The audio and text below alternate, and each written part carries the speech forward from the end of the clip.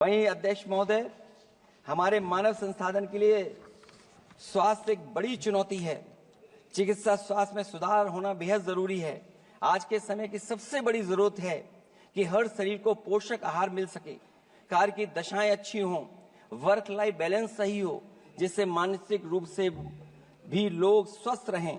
इसके अलावा पर्यावरण को भी अब स्वास्थ्य के बड़े कारक के रूप में लेना होगा। एनवायरनमेंट को हेल्थ फैक्टर के रूप में देखना होगा। हर तरह के प्रदूषण को रोकना होगा, हरियाली बढ़ानी होगी। साथ ही एक बात और अहम है, और वह है हर तरफ नकारात्मकता, नफरत का प्रचार। इससे इंसान के अंदर नेगेटिविटी आती है, आपस का विश्वास और सौहार्द टूटता है। इसके परिणाम स्वरूप इमोशनल सपोर्ट सिस्टम फेल होने लगता है। फेक न्यूज लोगों को मानसिक रूप से धीरे धीरे बीमार बना रही है। इसे हर हाल में रोकना होगा। और अध्यक्ष महोदय, इसमें विपक्ष से ज्यादा सरकार की जिम्मेदारी है, क्योंकि कई मौकों पर हम लोग देखते हैं कि सरकार जितना अपने आप का प्रचार करना चाहती है, उससे ज्यादा दूसरों को कैसे बदनाम किया जाए उसके लिए प्रचार करती है। ये शायद सरकार की जिम्मेदारी बड़ी बनती है।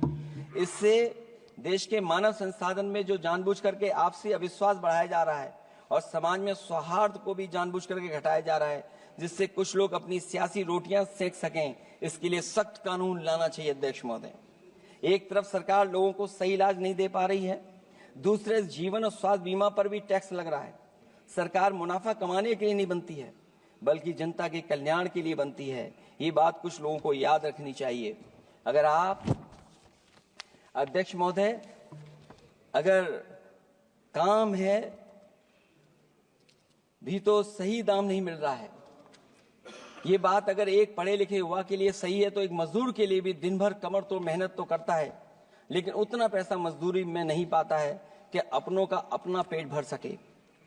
आज जबकि देश की अधिकांश आबादी युवा है, ऊर्जा से भरी हुई है, कुछ करना चाहती है, ऐसे में सरकार को सिर्फ ये करना है कि वो देश के कारोबारी वातावरण और व्यावसायिक व्यवस्था का निर्माण करे, लोगों के टैलेंट को पहचाने, उसकी सच में स्किल मैपिंग करे, जिससे युवा को प्रतिभाओं के अनुसार उसको काम रोजगार मिल सके, जिससे युवाओं को देश के निर्माण में अपना योगदान करने का मौका मिले।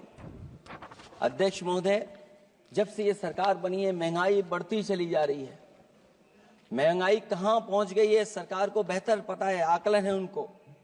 इसलिए अध्यक्ष महोदय, महंगाई एक ऐसी समस्या बनकर उभरी है जिसने हर कौर को भारी बना दिया है। जिस तरह सत्ता में बैठे हुए लोग राजनीतिक चंदे के नाम पर कंपनियों से उगाही कर रहे हैं, दरअसल वो भी दामों के बढ़ने का एक बहुत बड़ा कारण है। सरकार ने मुनाफाखोरी की लगाम खोल दी है और मुनाफाखोरों को छुट्टा बैल हो गए हैं। आजाद भारत के इतिहास में भी नोटबंदी और जीएसटी दो सबसे बड़े आर्थिक सुधार हैं। सुधार नहीं बल्कि सबसे बड़े आर्थिक विकार बनकर के उभरे हैं। और अध्यक्ष महोदय, मैं याद दिलाना चाहता हूं, नोटबंदी के समय पर बैंक की लाइन में एक मां लगी थी गर्भवती। जो बच्चा जन्म लिया उसका नाम हम लोगों ने खजांची रखा है। अब वो काफी बड़ा हो गया है, साइकिल भी चला लेता है। अध्यक्ष महोदय, मैं कहूंगा सरकार से कम उसको ही गोद ले लें आप। अध्यक्ष महोदय, मैं चाहूंगा कि आप उसको गोद ले लीजिए।